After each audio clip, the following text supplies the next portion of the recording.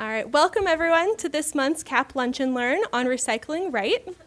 Before I kick it over to Caroline to talk about Recycling Right, I want to talk about how waste, recycling, and carbon fit together and how that sort of impacts our climate action plan and goals.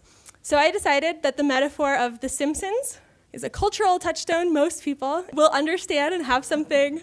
So if you haven't been living under a cultural rock for the last 30 years, you may recognize Springfield. Springfield, in this case, is under a dome. So without going into why Springfield is under a dome, it provides a good metaphor for how we do our carbon accounting. So we think of our city limits, and we look at all of the activities going on in our city limits that produce emissions. And then we also look at two additional things, our generation of energy and our landfilling. So in this case, for this metaphor, it's bubble plus landfill. And here at the Springfield dump, they're not doing a great job. There's a lot of methane being emitted here. That's the CH4. So the reason that the Springfield dump is seeing so many methane emissions is because they're landfilling a lot of organic wastes. So organic waste in this case are things like food waste, yard waste, paper, wood, things that when they get compacted, they can't break down without producing methane. So if someone in Springfield takes action to get organic or paper waste out of the landfill by recycling it or diverting it for composting, they would see a local reduction in those emissions. And that's what happens here too. There's another way that recycling can also help us lower our global emissions, and that's by when we recycle something like an aluminum can, we actually can basically avoid some of those global mining, extraction, production processes that also incur a lot of emissions.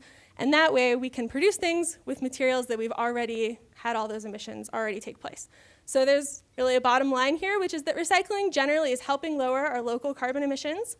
It's also avoiding those global emissions-intense production processes. And then I also want to just challenge everyone to think that recycling and recycling right is really important. And there's also additional opportunities for us to think about the way we buy things, produce things, waste things that can help us actually reduce even more emissions at other places than just at the end of the pipe. So with that, I will kick it over to Caroline. So my name is Caroline Mitchell. I get to work in the Waste Reduction Recycling Group in Environmental Services within Sustainability Services here at the city. And just to add to Molly's comment about preventing waste by reducing the amount of materials you are using, not only are you impacting the greenhouse gas reductions, but from the waste perspective, for every trash can worth of waste that you put out at the curb or that you generate and is landfilled, 71 trash cans worth of waste was created in the manufacturing and distribution of those materials before they even got to you. So if you can sort of imagine, every bit of waste you generate has 71 times that volume in like phantom waste that you don't see. So that's why the very original reduce, reuse, recycle still holds up perfectly. Those should always be the priority order in which we're thinking about handling our materials. So with that sobering piece of information out of the way, so today we're going to be talking a little bit about the specifics of the materials that should and should not go into our recycling bins. And then we're also going to take it up to the big picture. We're going to be talking about some global changes in recycling markets and how those are impacting us locally. So we are doing the full global to local spectrum in our conversation today. So our first question here is, it's not actually a question, it's a statement that I have a question for you about. Is recycling a drain on the economy? True or false, or I have no idea.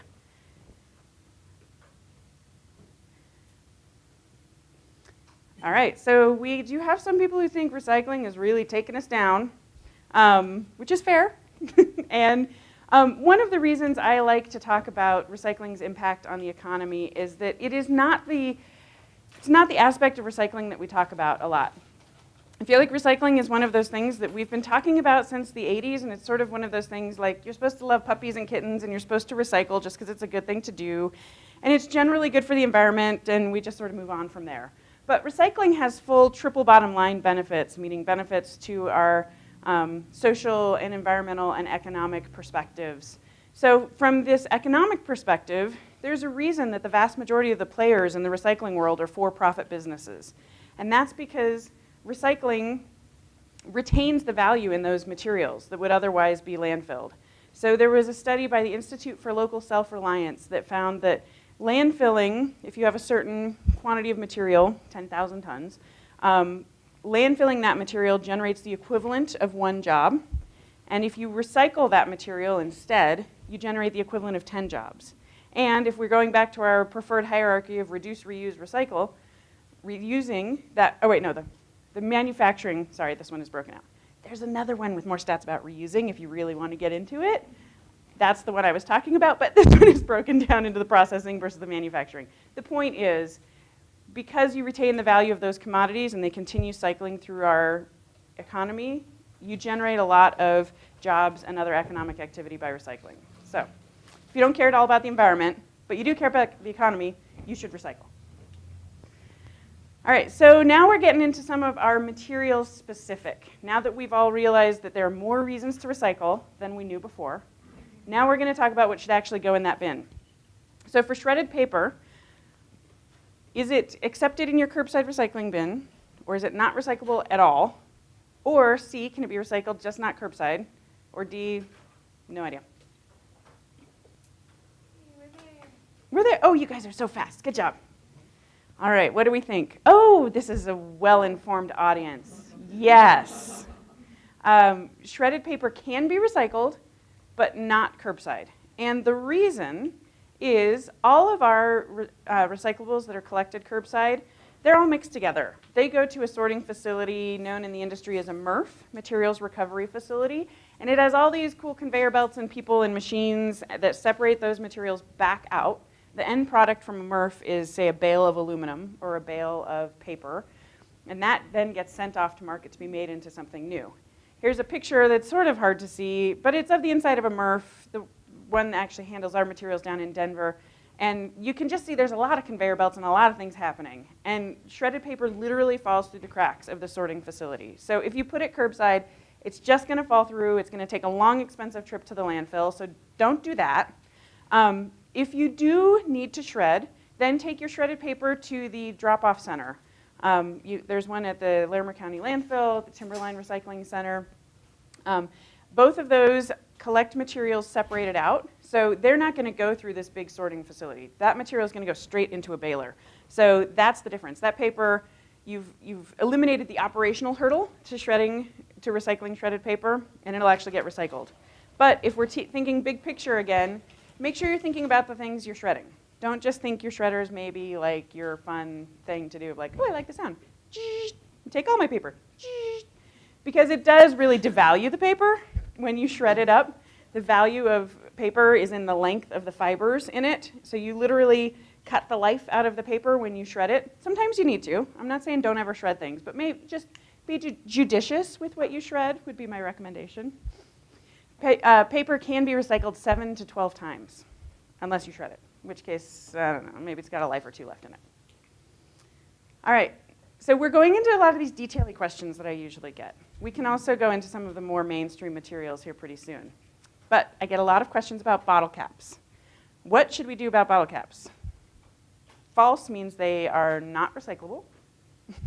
Option B is you can put them in the recycling bin loose.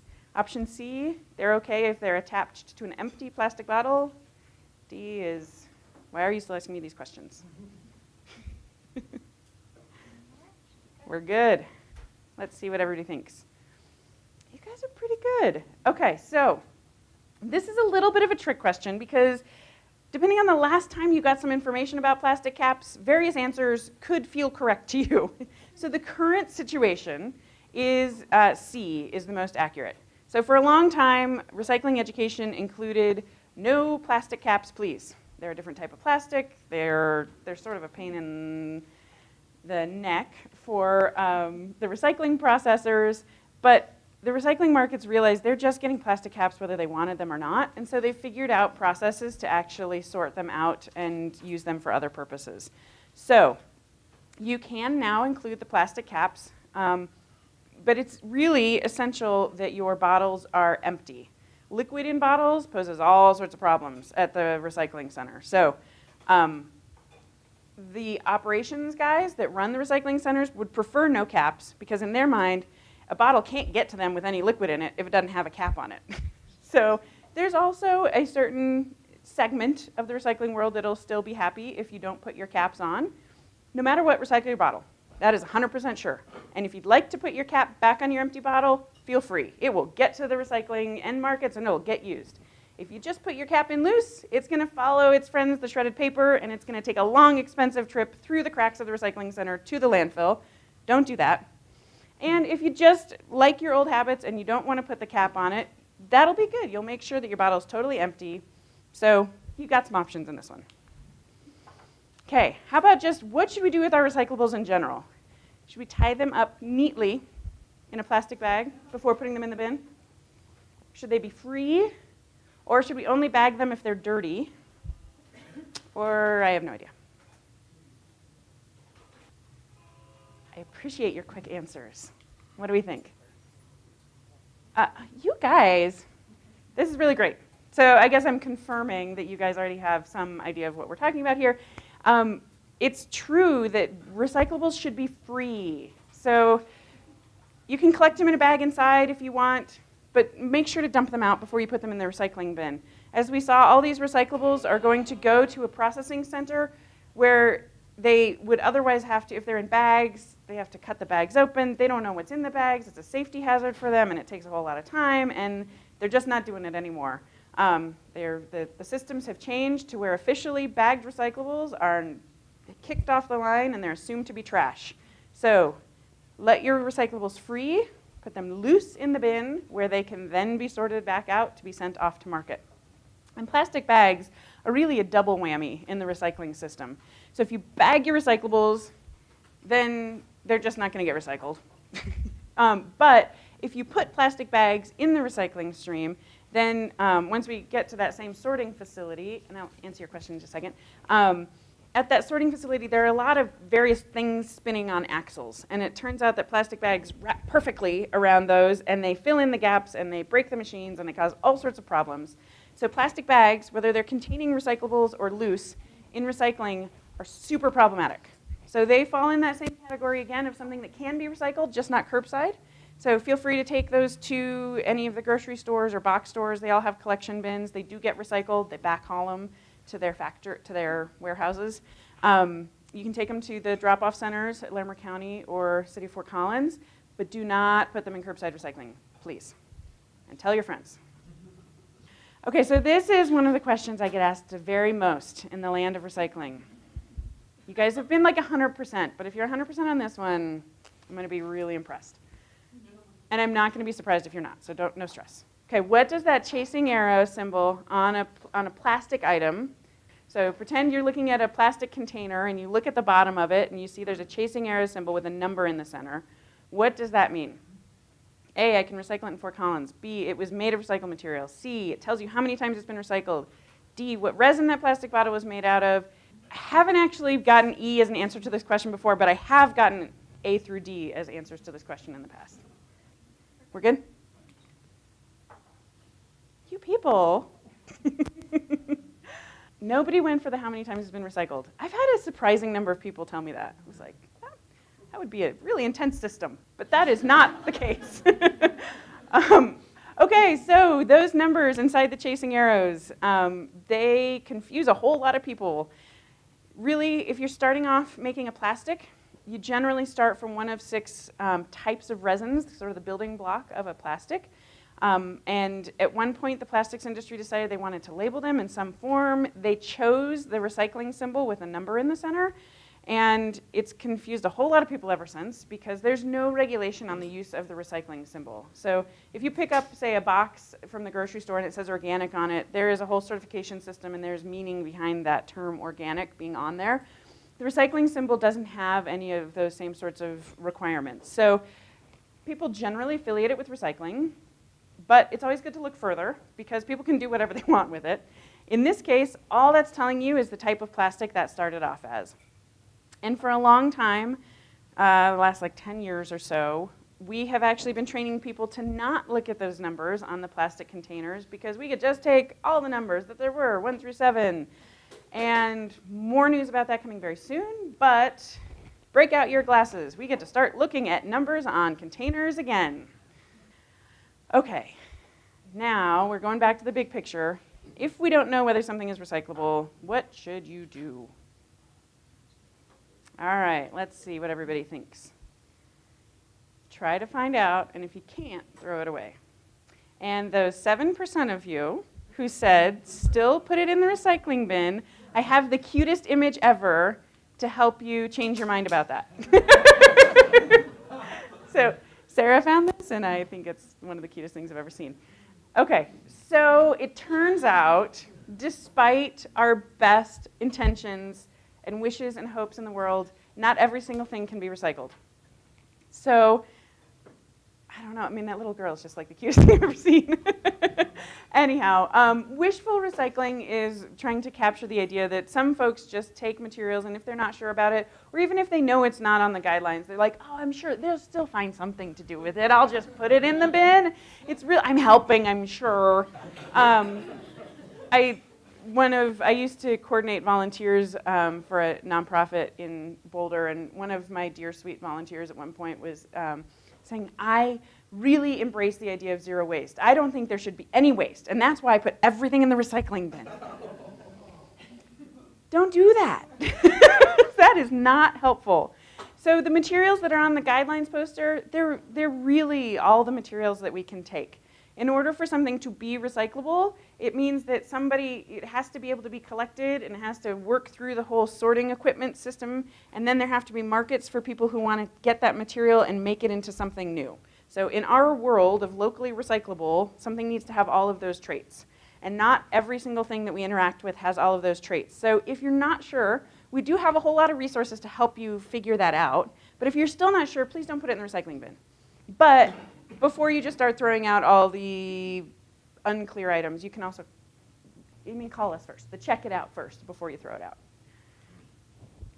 Okay, here's another super common question we get.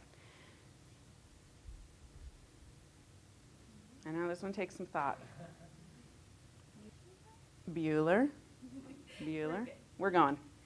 All right, what do we think about these materials? Oh, all right. So we got a little bit, we're going to clarify for approximately 22% of the people in the room.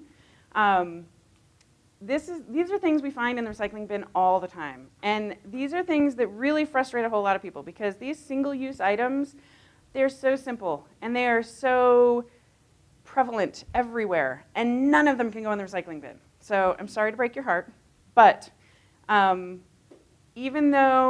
generally any of these paper products, they all have a plastic lining on them, and you can't recycle paper that has a plastic coating on it. And the plastics are not the types of plastics that we can recycle. I'll go into more clarity around how to tell the type of plastic that we can recycle in just a few minutes. And the things like napkins and paper towels and tissues, they're all designed to be gunky. So any of the paper products, when you put things in the recycling bin, they're going to get sorted out, and they may sit in a bale for a couple months before they get made into paper again.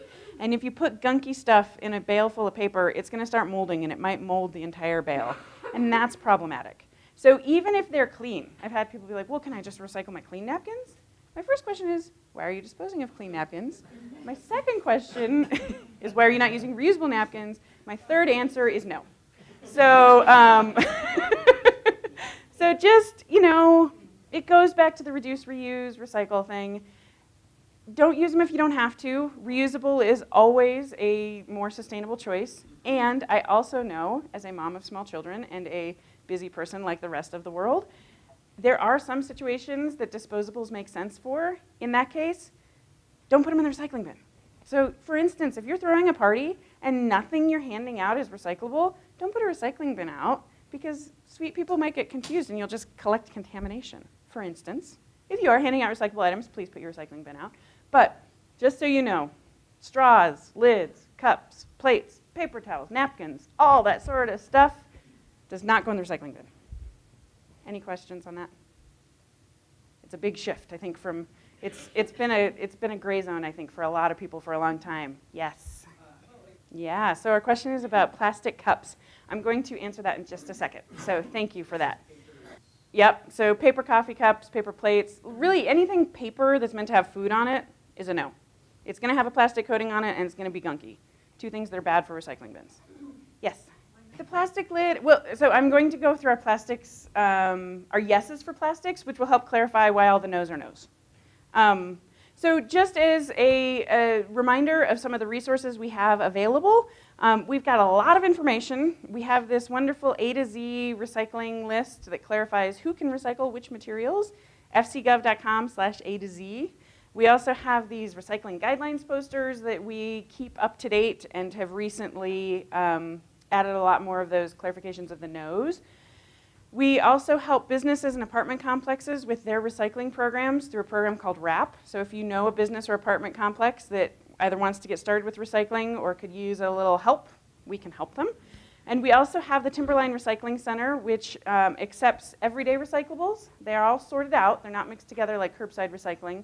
And it also has a hard-to-recycle materials yard for your yard trimmings and wood and paint and antifreeze and concrete and really a wide variety of materials. So when you're doing your spring cleaning and you have a whole mix of random things to dispose of, look at the TRC page, Timberline Recycling Center. It probably accepts a lot more of those than you realize. So this is our recycling guidelines poster, as I had mentioned. The blue section at the top shows the materials that we can recycle. The red helps clarify more of those materials that we cannot recycle. So, okay, so I'm going to go very quickly through our yeses. So aluminum cans, they are so valuable. Yes, please recycle them. But don't crush them, please. Crushing them makes them harder to go through the sorting facility. Empty spray cans are totally fine. Your soup cans and things are totally fine. You don't have to remove the label. We just took a label off because it was clearer what the container is. If you want to be a super all-star, you can take your label off and put the can and the label in separately. You can also just leave the labels attached. That's fine. Glass is wonderful. Keep your metal lids separate. They will get recycled, but they will go elsewhere. There's a magnet that collects them off the conveyor belt. It's one of my favorite things about the recycling center. You can just watch things go by and see metal objects fly into the air. It's just inherently fun. And your aluminum foil and your pie pans are also totally fine. In the aluminum foil land, the ideal is loosely balled. If you keep it flat, the conveyor belts see it like, the sorting equipment sees it like paper, which it's not. But it'll get sorted off with paper. And if you get out all your aggressions and make it into a foil rock, then it drops down with the glass, and then that poses problems too. So no rocks, no flats, just like a nice cool crumple works. Does it have to be clean? Yes, all materials need to be clean and dry. And clean is a relative term. So clean does not mean you have to put it through your dishwasher. Clean means a rinse. And if you used your foil on a baking sheet and there's crud baked to it and it's just, then maybe give up on it. Yes. So our questions, I'm supposed to be repeating the questions. The question I just answered was, does it have to be clean? And this question is, what does dry mean? Dry is trying to capture, don't put your half full bottle of water with its lid on in the recycling bin. And it, dry is just, I don't know. Do you have sopping wet recyclables a lot? Yeah, if you just it's just not dry means not super wet. We'll go with that. I mean, that's my job to make things clear, so that wasn't. But yeah, I think it also means close the lid on your recycling bin so that your bin isn't full of snow and rain. Things like that matter more than, are there 10 drops of water on your bottle or are there 2? That's that's not the distinction. It's did you get a foot of snow in your recycling bin? You should have closed the lid. That's more of it. Yes. So our question is about cartons, and I will get to those right now. So let me see. I'll hop over here to paper. So generally, most of the paper that you interact with is perfectly fine. As long as it's not a paper towel or a napkin or a paper plate, things that are meant to get gunky, you're just general paper, all-purpose paper, put it in the recycling bin. And then this is the square that we get a million questions about. So our plastics, and then we also have our cartons in there. So these cartons are those paper cartons, like a milk carton, a juice box, a soup container. All of those things are totally fine to put in your recycling bin. They fall in that same containers category of make sure to give them a rinse and dump them out, and they're good to go. They don't follow those rules that I just told you were like hard and fast rules. They are paper with a plastic coating on the outside. But there's so many cartons out there in the world and they have valuable enough paper in them that somebody has figured out a system to separate out to get that high value paper in the center. So my rule is still a rule, just think of cartons differently. So they are perfectly fine to put in. The question is about very greasy pizza boxes.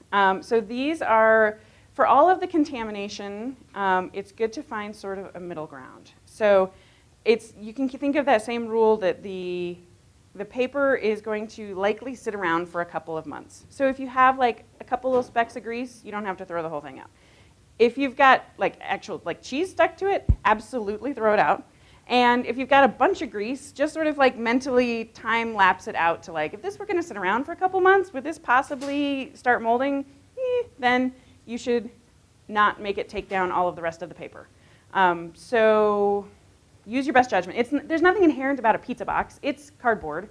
So it's just a matter of how much food contamination is on it. And use your best judgment. And you can always also just tear off the part that's clean and recycle that and throw away the unclean part.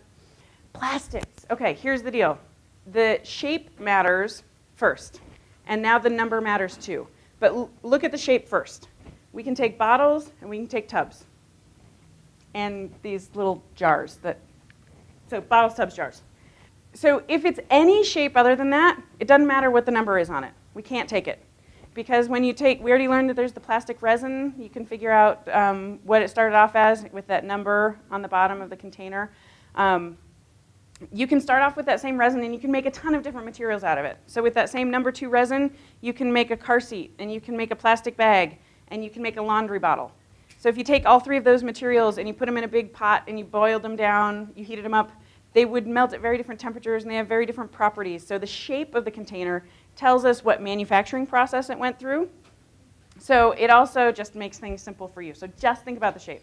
So I used to, with a nonprofit, the first recycling nonprofit I worked at, I answered the phone a whole lot and I answered a million recycling questions from the community.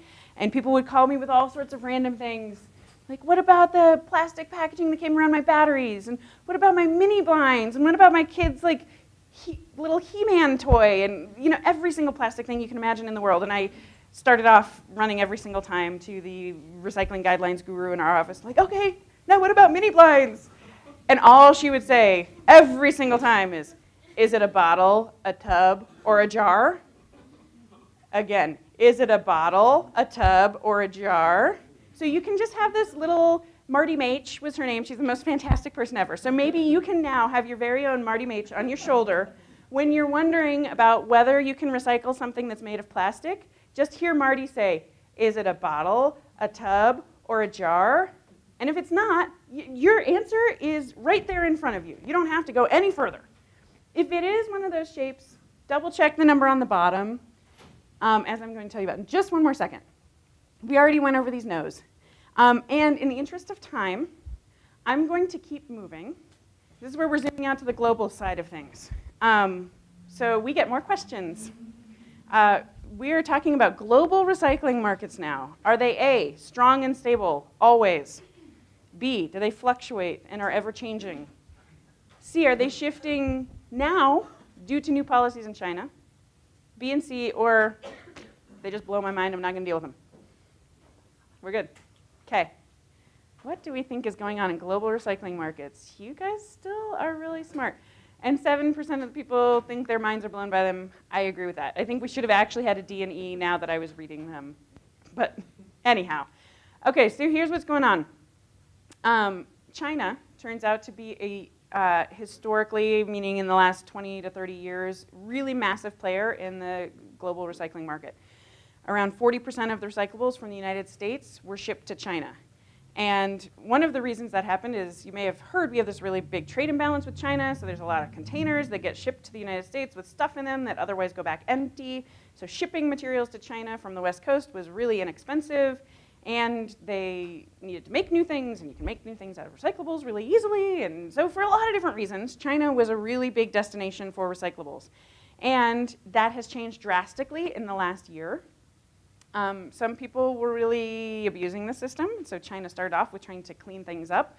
Some people were doing really horrible things, like putting hazardous waste in the center of a bale of recyclables and sending it over. Poor behavior. We should not do that. We did not do that, to be very clear.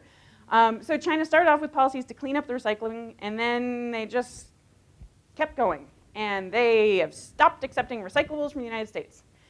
There is a ban on recyclable importation right now. So it's made there's just been huge disruptions in the recycling markets in the last 6 months.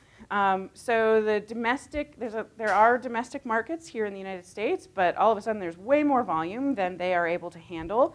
And the problems are coming through with the low value materials. Typically the high value materials already stayed in the United States. Those are the things we kept processing equipment for.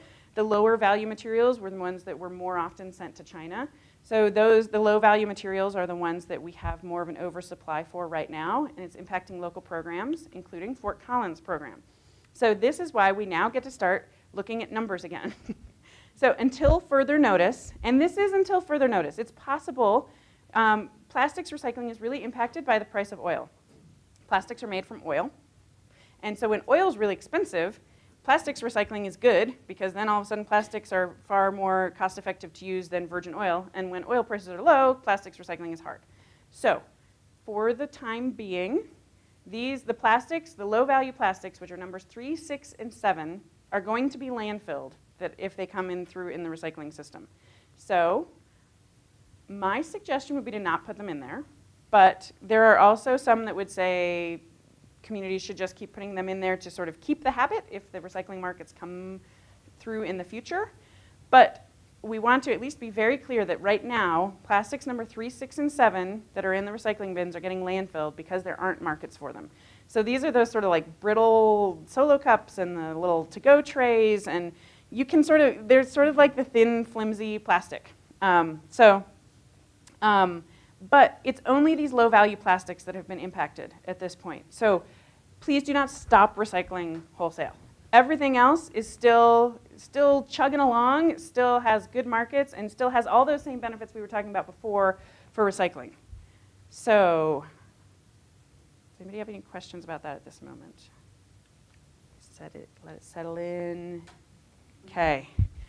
The other good news piece of this is that these materials, by weight, only are 1% to 2% of the materials that are in our recycling bins. So we can feel so good about all the materials we can still recycle. That's the takeaway. All right, silver linings, because there's a silver lining to every recycling market cloud. And the silver linings to this particular cloud are, as I was just saying, most of our recyclables still have strong markets, and please keep recycling them. This may spur more development of domestic recycling markets, which inherently we have more of a say in. And this is also sort of turning us to focus more on the high value materials. Ultimately, recyclables are commodities, and so in the recycling world, your aluminum cans and your white paper and your 1 and 2 plastic bottles, those have a lot of value. So it also gives us an opportunity to really focus the message in on really get the stuff that's good into your recycling bin. Okay, so here's our key takeaways. You can read them, and I can say them to you also. So when in doubt, don't be a wishful recycler, even if you're as cute as that little girl. If you don't know whether to go in the recycling bin, look it up, call us, or keep it out. And just keep tuned in. This global recycling market changes could mean we're in for a bumpy ride here in the short term. And the recycling, we try to take the long view. There have been a lot of ups and downs over the years in recycling commodities, like there are in all other commodities markets. In the long view, we feel very optimistic about recycling as an industry. Right now, we are experiencing some turbulence, so watch for the what is it, the sign from the captain? No. Maybe not a good analogy. Okay, and keep putting the good stuff in, please. That's my contact information. We have some time for questions. And if you happen to not have any other questions, I also have some more slides. I can talk about styrofoam. Okay, so our question is, can I talk about styrofoam? So the answer is yes. Okay. The deal with styrofoam is it's a super low value material. It's literally air, like with very thin bits of polystyrene, that number 6 type of plastic around it. So it's really hard to find markets for that type of a material. If you happen to be going to Boulder anyhow, the Center for Hard to Recycle Materials, or CHARM, does take styrofoam, and that's because they have a styrofoam densifier. It's crazy. You can take an entire cubic yard of styrofoam, and you suck all the air out of it, and it makes like a 1 foot by 1 foot brick of the plastic. That's how much air is in styrofoam. It's really nuts. But I don't recommend driving to Boulder just to recycle the block foam that came in your thing that you bought. But if you're going there anyhow, feel free to take it. We don't have any styrofoam recycling options locally. And the food grade styrofoam, I think it's highly doubtful that there are going to be markets that open up for it in general. It's that same contamination issue. So you have a really lightweight, low value material with food gunk on it. And those are 3 bad strikes in the recycling world. So avoid styrofoam if possible. And if you have it in your hand, put it in the trash. Yes, Selena. That is a really great question. Selena asks, what do I mean by a tub? And does that mean like the big Rubbermaid tubs?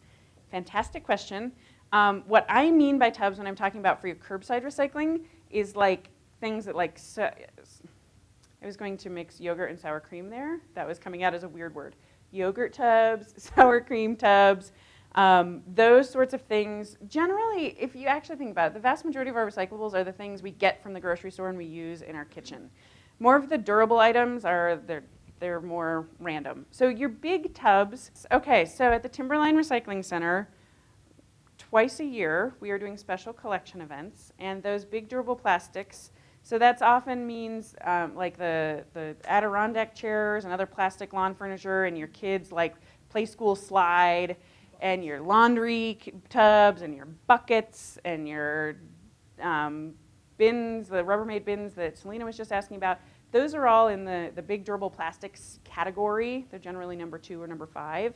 And those are able to be collected at the special collection event on June 9th at the Timberline Recycling Center for a small fee. Look at fcgov.com/TRC for further information. That would be very logical, but there aren't actually systems set up. The system doesn't give that same sort of a feedback loop the way things are right now. So her question was essentially, as the landfill is filling up, have we gotten more incentive to be recycling more? And yes and no. I mean, it's just not a direct, like, the price of recycling is not directly proportional to the amount of landfilling capacity that we have available. But, sorry, I don't mean to cut you off. Did I misunderstand your question? I'm sorry. I worded that really weird. Okay. Gotcha. So is there growth in the private sector as a result of the landfill getting close to capacity? Yes. I don't know actually the answer to that question in the sense, like, I don't think even though it's a slightly different version of the question than I understood at first, I think that doesn't have that same direct relationship. But the impact of the landfill, meaning the Larimer County landfill, getting close to capacity has meant that there has been this amazing regional collaboration. Thank you for letting me use one of my other slides, because I have so much good information for you. We'd need to be here like 3 hours if that's okay with you. But so City of Loveland, Fort Collins, Town of Estes Park, Larimer County have all been working together since 2015, recognizing that the Larimer County landfill is estimated to reach capacity in 2025, which in infrastructure development time is tomorrow. So this is pretty amazing, and our colleague Honore here in the room is the lead on that project. So if you have more specific questions, or you just want to be in awe of someone getting to do a project that's going to literally set the infrastructure that we're all going to be using for the next 50 years, my key takeaway, high level, for the Regional Waste Shed Planning Project is it is super awesome.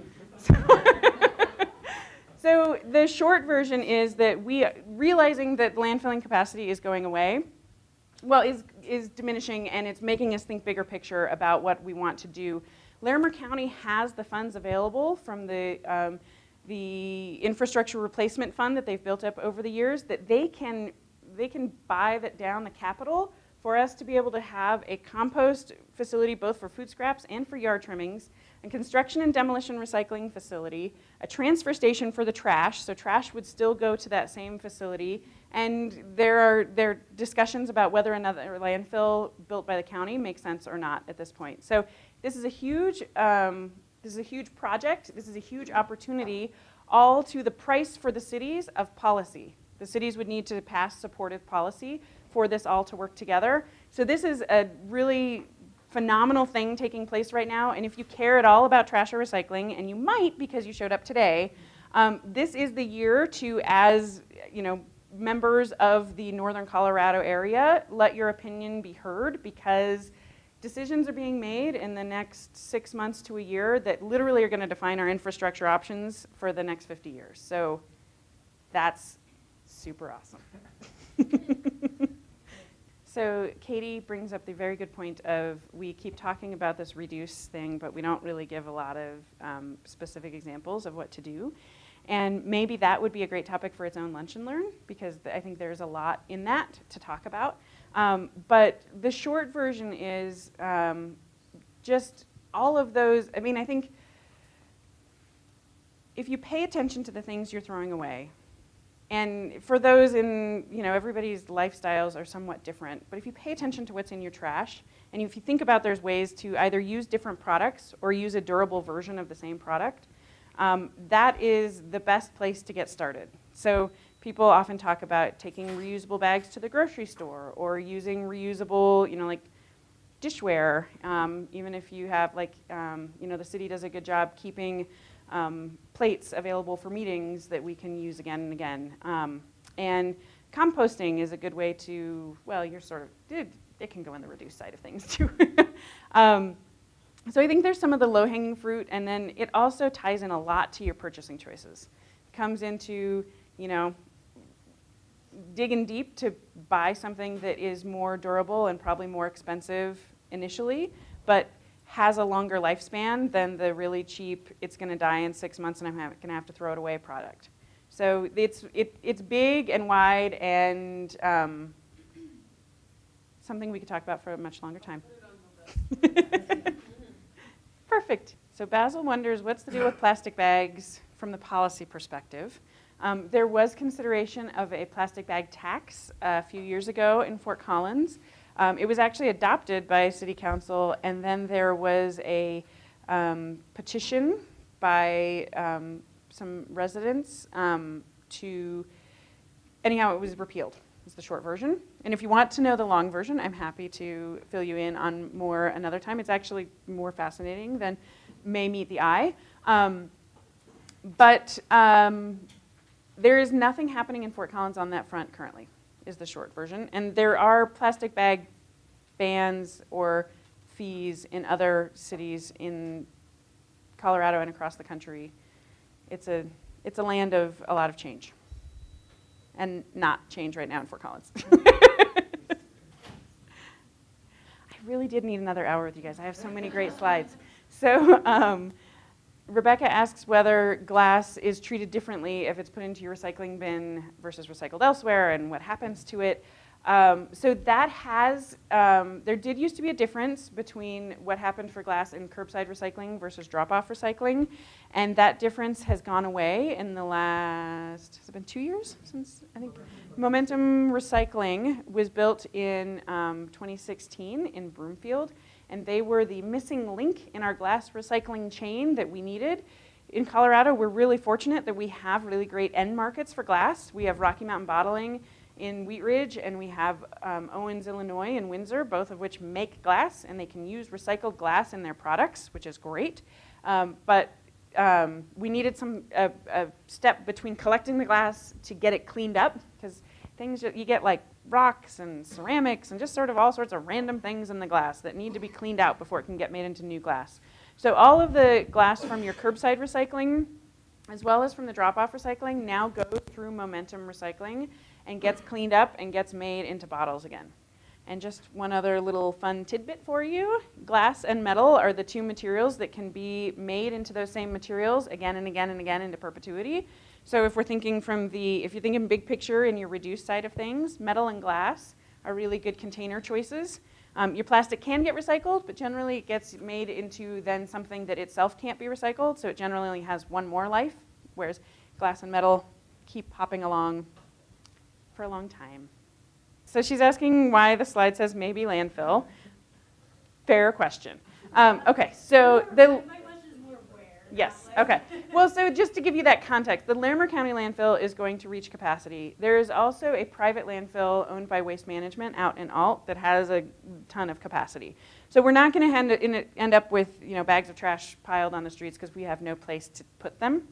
The question is whether that makes sense to be a space for the county to continue to play a role. So the county does own property north of Wellington that has had a sign on it for a really long time saying potential future site for landfill. And so the consideration is, does it make sense for the county to build a landfill there? Or does it make sense for the county to have a long-term contract to take trash from the transfer station to another landfill? And there's pros and cons in both of those. So there will be landfill somewhere. And it's just a question of what the ideal role for the county is. Hence the maybe. But this is about whether business and apartment complexes in Fort Collins have to recycle. I'm going to move through them fairly quickly because I know I'm already stealing time. Oh, you guys are already so fast, correct. Yes, so businesses and apartment complexes will be required to have recycling service by the end of 2020. So in the world of policy around recycling, there's a lot of different points along the process that you can require. So we're not requiring them to use the recycling bin. It's much like our residential service. You're not required to use your recycling bin, but your fee for your trash service includes the recycling. So it's going to be the same way for businesses and apartment complexes. It's not going to be bundled together like it is for residents because it's complicated. But it's going to be really important for businesses that are starting recycling to also keep in mind that they can likely reduce the size of their trash bin. So if you interact with any businesses or apartment complexes out there that are going to start recycling, please refer them to us. We can help them make sure they're not wasting money on trash service they're not needing. I already sort of alluded to this, but for residents of single-family homes, we have this really cool system called pay-as-you-throw, which means that you get recycling automatically bundled in with your trash service for single-family homes in Fort Collins, and your trash bill is based on the size of your cart. These are representative carts. This is not your actual cost for your trash service. The cost is determined by your trash hauler. But this is just meant to be a really simple example that you have 3 sizes of trash carts to choose from, and there's 100% price difference between them, or there's sort of 100% increment between them. So if you live in Fort Collins and you have a trash bin that you don't regularly fill up, and it's not already the smallest one, you can go down and save some money in your trash bill. That's sweet. We've been doing that since 1997, and it's now an EPA best practice recommended all across the country. There's thousands of communities that do it now. We were early adopters. You can feel proud about that. And then cardboard, we also have policies around cardboard. And I always try to get to this slide because that's my son when he was 10 months old. So Tennessee should be involved in any presentation is my strong opinion. We have this ordinance that says cardboard should not be landfilled from the town of Fort Collins. So cardboard is not meant to go in bins destined for the landfill from Fort Collins. It applies to anyone who generates cardboard. So cardboard can be reused, or it can be recycled, but it's not supposed to go in bins destined for the landfill.